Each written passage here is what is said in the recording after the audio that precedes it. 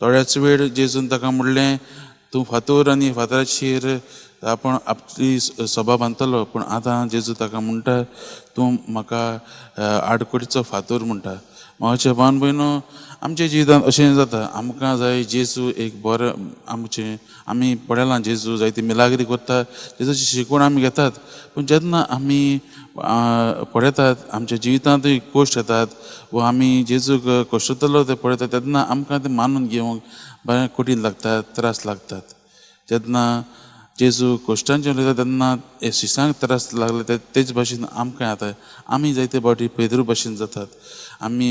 आमकां जाय सगळें बरें चल्ललें, एक बरे भाशेन चल्ललीं, जिवितांत सगळें बरें जाल्लें, पूण जेन्ना कश्ट येतात, त्रास येतात, तेन्ना आमी जेजूक जो कश्टवतलो मसाय म्हूण पळयतात, तेन्ना आमच्या जिवितांत आमी फाटीं सरतात.